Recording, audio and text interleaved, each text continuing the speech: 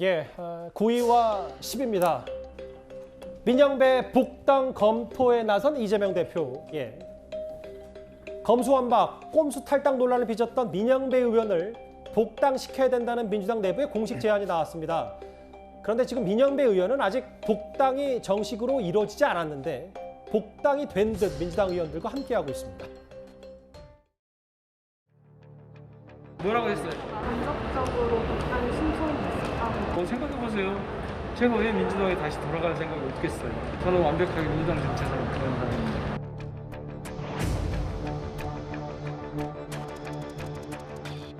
특히 지금 우리 당이 화면 팰지 이연 팰지 너무 처참하게 지금 깨지고 있잖아요. 검찰이 조국, 김경수 이런 우리 당의 중요한 자원들을 자꾸 무장해제를 시켜갔잖아요.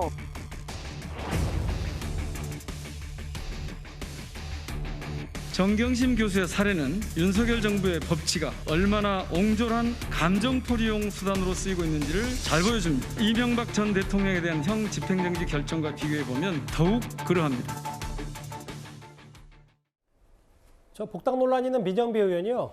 이현정 의원님. 네. 어제도 민주당 의원들과 함께 정경심 전 교수 형 집행을 정지해달라 같이 기자회견까지 열었는데 여기에 더해서 이병헌 의원은 검찰 정상화를 위해서 당에 헌신했다. 공식 건의했어요. 이재명 대표에게.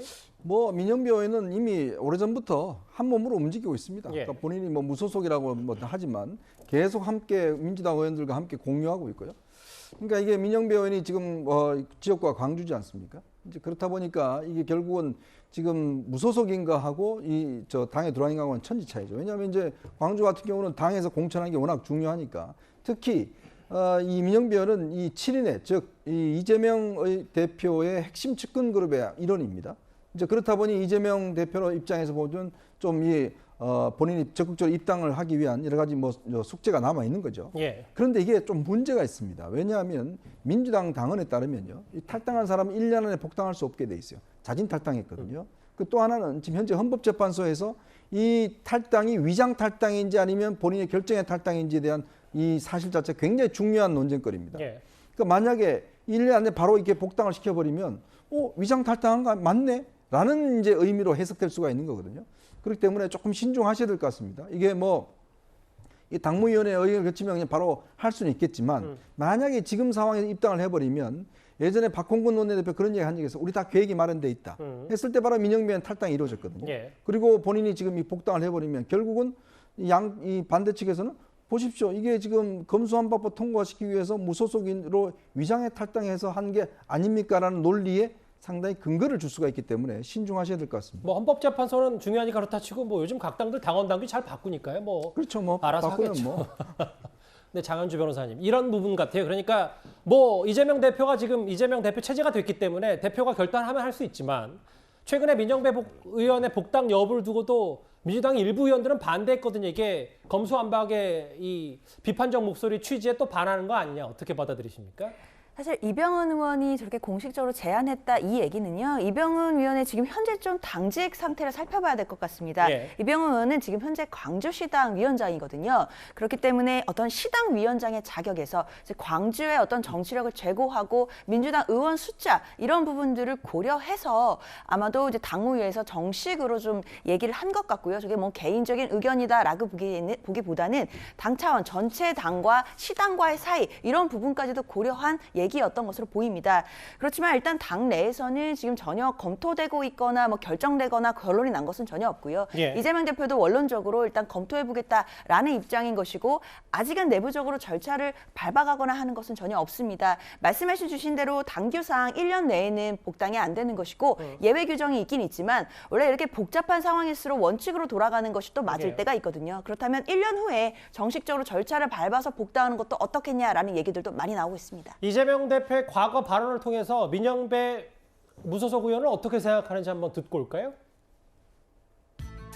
우리 당원분들께서는 많이 희생이다 이렇게 봐주시는 것 같고 또 집권 여당 쪽 지지하시는 분들은 저거 꼼수다 이렇게 보는 경향이 많고 저는 당이 책임질 일이라면 당이 그에 대해서 뭐 사과를 드리든지 뭐 적정한 조치를 하든지 해야지 그걸 개인에게 그 책임을 전부 떠넘기는 것은 온당치 않다. 정치는 현실이다. 그래서 이 국민들, 우리 민주당 지지층들의 의견도 충분히 고려하고 또 상황에 맞춰서 판단하는 게 옳다 이렇게 생각합니다. 사실 그거는 민영배 의원의 개인 이익을 위해서 한 일이 아니지 않습니까? 나름 희생한 것으로 본인은 생각했을 것이고 저도 그렇게 판단하기 때문에 구정처장, 네. 본인 사법 리스트 코드 이재명 대표도 분명히 있긴 한데 이 부분까지 만약에 헌법재판소 관련해서 또 나중에 뒤집힌다면 또 그것도 곤혹스러울 것 같다는 생각도 계속 들고요. 네. 지금 민영배 의원이 왜 탈당했는지를 보면은요. 5월 3일에 민주당이 이른바 검수완박 법안을 빨리 통과시키기 위해서 법사위원회에서 안건조정위원회에서 이 검수완박 법안을 통과시키기 위해서 탈당을 했던 것이거든요. 민 의원이 민주당 소속으로 있을 때는 안건조정위원회가 민주당 3, 국민의힘 3이어가지고 예. 빨리 통과시킬 수가 없었습니다. 그런데 민영배 의원이 탈당해서 무소속 신분이 되다 보니까 민주당 3명과 민영배 의원 포함해서 4대 2가 되면서 이제 안건조정위를 검수완박 법안이 통과가 됐고 그래서 본회의에 상정을 빨리 해서 통과를 시킬 수가 있었던 것이거든요. 이런 절차적 과정을 헌법재판소가 다 알고 있는데 만약에 지금 민영배 의원을 민주당에 복당을 시킨다. 그러면 이것은 빨리 검수완박법을 빨리 통과시키기 위해서 위장 탈당한 것이구나. 이렇게 헌법재판소가 판단을 하게 된다라면 이 검수완박 법안에 대해서 효력을 정지시킬 수도 있는 사안이기 때문에 민영배 의원 개인으로서야 빨리 복당을 해서 민주당 소속 의원으로 활동을 하고 싶겠지만 아마 검수완박 법안의 어떤 헌법재판소 결정 이걸 고려를 한다라면 민주당이 빠른 복당을 결정하기는 좀 정치적 부담이 크지 않나 하는 생각이 듭니다. 민정비 의원 복당 관련해서 이재명 대표 얘기를 좀 해보고 있고